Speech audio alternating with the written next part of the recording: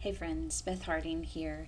And today I want to share with you a little bit about my mother. For those of you who maybe don't know my mother, she passed away 12 years ago due to cancer. And so growing up, my mother first was diagnosed with breast cancer when I was in second grade. So I was a young child. And my mother had this, up and down battle with cancer. She went through times of remission and healing. She had to have a mastectomy. And, we thought, okay, well, now she'll move on, life will continue.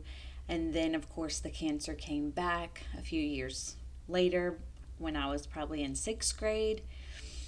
And from the time I was in sixth grade until she passed away, which I was 20 when she passed away, my mother was in this, battle for her life. Her circumstances were what most of us would deem as very difficult.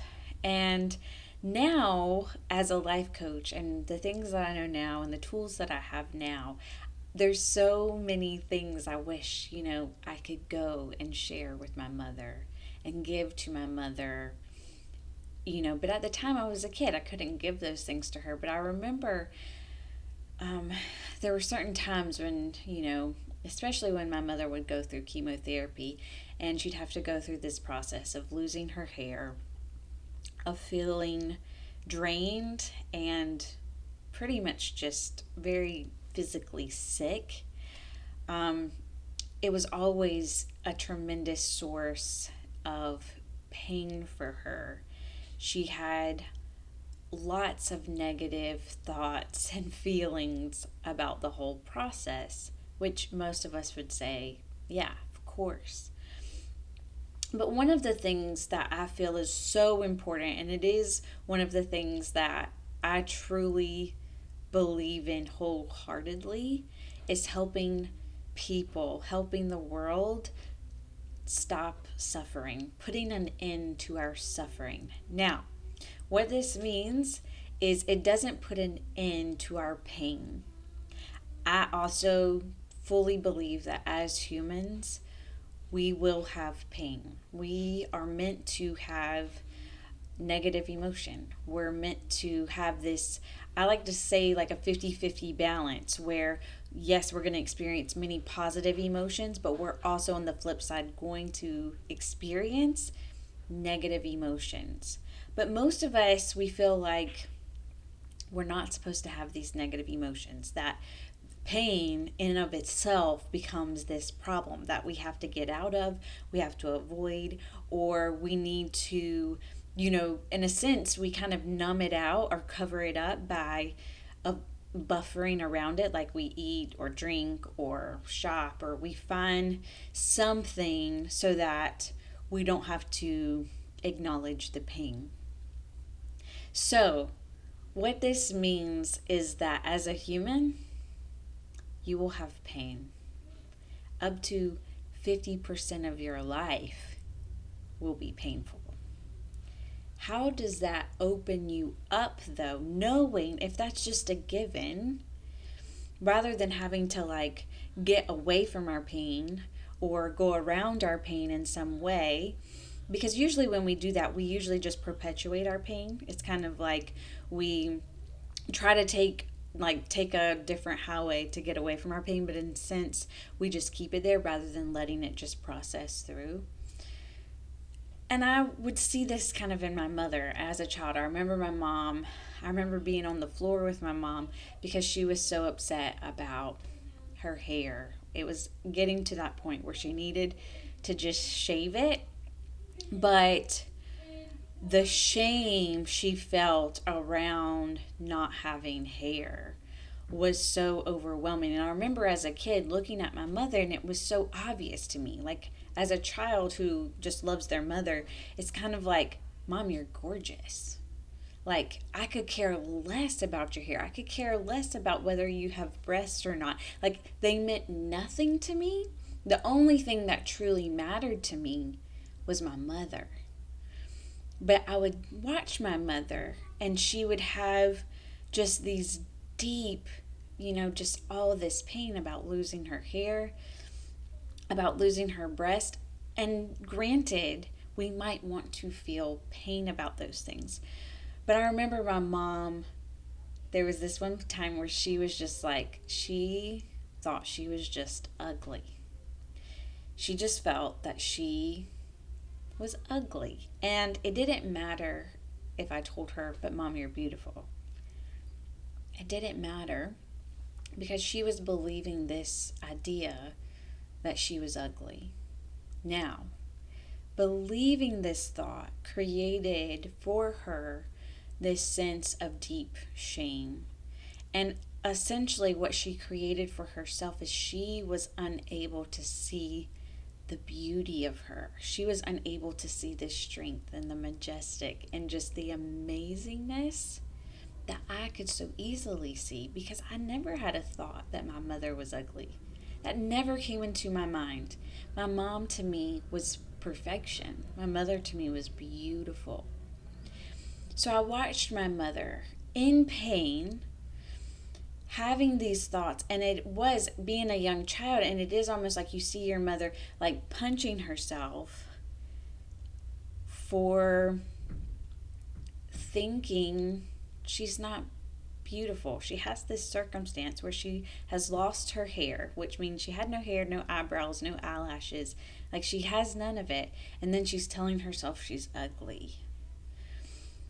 And because of that, she's unable to see the truth of who she is. She's unable to see the beauty of what was my mother, the beauty of what is my mother even now, because I believe my mother is very much real and alive, just not in a physical body. So, suffering is optional. And as a life coach, I'm here to help you put an end to your suffering. So if you feel like you are having suffering in your job, in your workplace, that it's just stressful, it's overwhelming, you can't get it right, there's all the things, your boss, just the people you work with drive you crazy, all of those things, what if we could put an end to the suffering? Or maybe it's just your relationships, the people that you are, closest to. You think, this is just, there's no hope for this. You feel the constant suffering around relationships. Maybe it's just your relationship with yourself. I know that's what I saw in my mother as a young child, as I watched my mother battle and have all this suffering in her own relationship with her. Notice if there is suffering in your life, and what if it's possible that there's another way? What if it's possible to put an end to that suffering in your life? What if it's possible to open up to the pain of this human experience, to open up to that, to negative emotion in general? And in doing so, we actually create more joy, more peace, more love, more acceptance for this one experience of our human life that we have, for this one experience as you in this time and space right now. I have a few open spaces for one-on-one clients, and I want so badly for my clients, you have to experience it for yourself. Just as I know my whole life has transformed in the past few years of taking this work and applying it to my life, applying it to every area of my life, and watching how I'm still in my life, but nothing about my life feels the same. My life feels totally different. Yep, I still have so many of the same circumstances, but it's without all the suffering. And just the amount of love and joy, and I'm just enjoying my life. And so as your coach, I want to help you enjoy your life. I want to help you create a life that you love. And so How to make this happen, all you have to do is you can sign up for a free chat with me. I want you to have an opportunity to come to me and experience coaching for yourself. I want you to have a conversation. We're going to have a conversation with each other, and I want to hear about your life. I'm going to ask you questions, and then we're going to take a look at what you are creating.